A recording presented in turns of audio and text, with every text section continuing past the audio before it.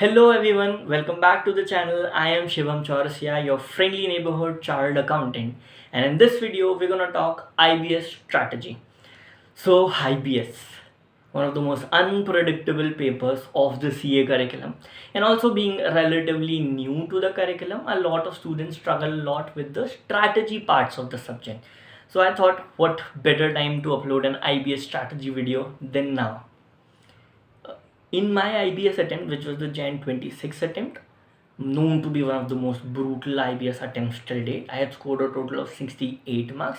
And in this video, I'm gonna break down my process of how I approach the paper, how I try to break down the IBS problem, and how I try to tackle the paper.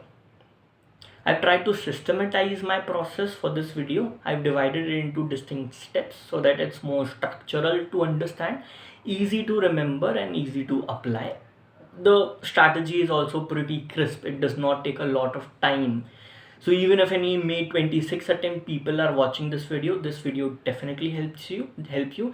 The strategy still applies to you. I'll also add a little summary section at the end for your convenience.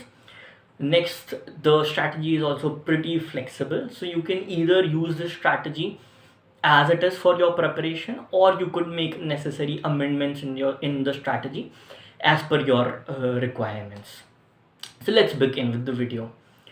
सबसे पहले when I started preparing for my IBS paper, there were two very distinct questions in my head. सबसे पहला, when to start preparing for IBS.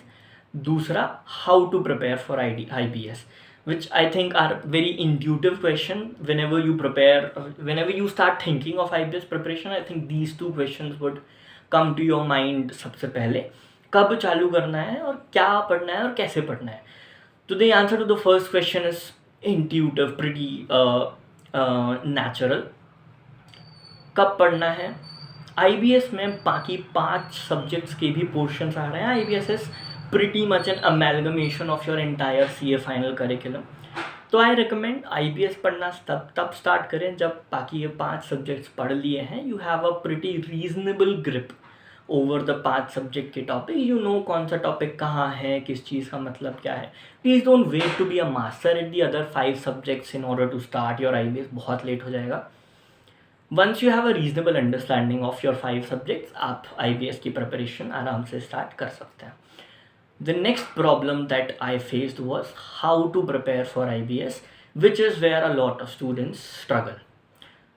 सबसे पहले what I did was I first wanted to gauge कि subject कैसा है, questions कैसे आते हैं, किस लेवल तक का पूछते हैं. So this is where the first step of our strategy comes in.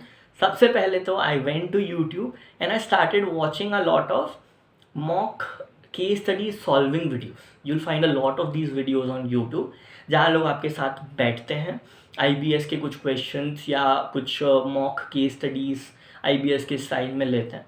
या तो मॉड्यूल साथ में रखते हैं या सॉफ्ट वर्जन ऑफ मॉड्यूल्स और रेफरेंस मटेरियल साथ में रखते हैं.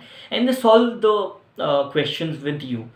They walk you through their mental process, कैसे क्वेश्चंस रीड कर रहे हैं, कैसे अप्रोच कर रहे हैं, जिससे आपको एक प्रिटी गुड अंडरस्टैंडिंग आ जाती है कि क्वेश्चंस को अप्रोच कैसे करना है, क्वेश्चन का लेवल क्या है, ICI किस लेवल तक की प्रिपरेशन आपसे चाहता है. Which brings me to the most important key take away from this step. What this step gives you is, आपको पता चलता है कि आप कहाँ खड़े हुए हो वर्सेस आपको कहाँ तक पहुँचना है. And then this will be the gap that you will need to bridge with your preparation. So the first step is always to gauge yourself, which is what I did. With these mock case study solving videos, you start to get a pretty good understanding कि IBS की कितनी demand है और आपको कहाँ तक की preparation देनी है. दिस ऑल्सो टेल्स यू कि 5 सब्जेक्ट्स में आपको किस लेवल की प्रेपरेशन देनी है, and also law and cost में आपको किस लेवल की प्रेपरेशन देनी है. When you're finished with step 1, I moved on to my step 2, which is actually the material coverage for IBS. IBS के लिए क्या क्या मटीरियल पढ़ना है ये डिसाइड करना. तो 5 सब्जेक्ट्स के लिए I was pretty clear. It's a pretty easy question कि 5 सब्जेक्ट्स के लिए क्या पढ़ना है. I did not refer to any extra material for the 5 other subjects other than IBS. जो normal exam के लिए I was reading, I continue to study the same for IBS. And these are, as per my practical experience, that is enough as far as IBS is concern. Problem जहाँ आती है material choose करने में वो आती है law के paper में और कॉस्ट के पेपर में. यहाँ what I did was I basically wanted to start with, I wanted an overview of the two subjects. क्योंकि प्रैक्टिकली स्पीकिंग ये फैक्ट है कि IBS के लिए आप लॉ और कॉस्ट को कॉम्प्रिहेंसिवली 100% नहीं पढ़ सकते हैं. You just don't have the time. क्योंकि let's say if even you have the time, आपने IBS के लिए 2 सब्जेक्ट्स कॉम्प्रिहेंसिवली पढ़ने स्टार्ट कर भी दिए, तो the opportunity cost of not being able to prepare for the other 5 subjects in those time in that time is so big कि practically impossible हो जाता है 2 सब्जेक्ट्स IBS के लिए other than your 5 subjects cover करना. Then what? तो I thought सबसे पहले let's start with an overview for IBS, जिससे एक मैपिंग होनी स्टार्ट हो जाए कि कौन सा टॉपिक कहाँ से आ रहा है, कौन कौन से टॉपिक्स हैं सिलेबस में. So I just went to YouTube and search the overview for cost, overview for law, and miraculously I also found specific videos for this, which was the best thing that could happen to my IBS preparation, and I am sure these kind of videos will also help you. There are specific overview videos on YouTube जिसमें 2.5 घंटे 3 घंटे teacher आपके साथ बैठता है, module से एक एक टॉपिक का ओवरव्यू दे देता है आपको कि कौन से टॉपिक में किस सब्जेक्ट में कौन से टॉपिक्स हैं, कौन से टॉपिक का क्या क्या मतलब है, basic understanding of those topic, जिससे पूरे सब्जेक्ट की मैपिंग हो जाती है बेसिकली आपको. पर a lot of the times a general overview बस से तो काम चलता नहीं है. There definitely will be some topics, some portion जो आपको ओवरव्यू से समझ नहीं आते हैं, जिनमें और अंडरस्टैंडिंग की ज़रूरत है, जो थोड़े कॉम्प्लेक्स थोड़े कन्फ्यूजिंग लग रहे हैं. For me also it was the same story. Overview देखने के बाद कुछ टॉपिक्स ऐसे बच गए थे जिनमें I wanted a little more understanding. So what I did was, again I went on YouTube. YouTube helped me a lot in my IBS studies, and I'm sure it will help you too. I went to YouTube and सिर्फ उन specific topics के लिए I started watching revision marathons or revision videos, क्योंकि this is the best reasonable coverage that you can get for these two subjects from the IBS perspective. Overview videos give you a glimpse of the entire subject ताकि आपकी mind mapping हो जाए. And then जो topics आपको difficult लगते हैं आप उनके रिविजन वीडियोस या उनके रिविजन मैराथन देख के उनको कवर कर सकते हैं. This closes your material coverage for IBS. At this level आप रेडी हो जाते हो IBS के मटीरियल कवरेज पार्ट से. Now the way I look at it, the IBS problem, it can be broken into 2 distinct parts. सबसे पहला, IBS में बच्चे स्ट्रगल करते हैं क्योंकि जो पेपर में पूछा जा रहा है वो टाइमली मिल नहीं रहा है. और दूसरी प्रॉब्लम है कि जो पेपर में पूछा जा रहा है वो मिलने के बावजूद भी लिख नहीं पा रहे हैं, क्योंकि IBS being such a massive paper sometimes 4 घंटे भी उसको लिखने में ढूंढने में कम पड़ जाते हैं. तो the first part of the problem की चीज़ें मिल नहीं रही हैं get solve with the first 2 steps. आपको एट दिस लेवल पता है कि क्या अप्रोच लेना है, और सेकेंड मटीरियल कवरेज आप कर चुके हो. लार्जली अब आपको चीज़ें मिलनी स्टार्ट हो जाएंगी जो एग्ज़ाम में पूछी जा रही हैं. Now comes the second part of the problem. मिलने के बाद भी अ lot of the people struggle कि लिख नहीं पा रहे हैं, टाइम की कमी पड़ रही है. The third and the last step of our preparation is concern with this problem only. This step is practice practice practice. At this level आप उस मुकाम तक पहुंच गए हैं जब आप IBS की प्रैक्टिस, IBS के क्वेश्चंस खुद से सॉल्व करना स्टार्ट कर सकते हैं. आपको एक ओवरव्यू है कि क्वेश्चंस को कैसे अप्रोच करना है from your mock case study solving videos.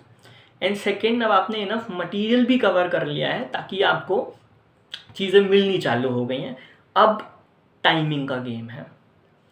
In your writing practice you will understand कि चीज़ों को किस हद तक लिखना है, कैसे फ्रेम करना है, कितना शॉर्टन और समराइज करना है.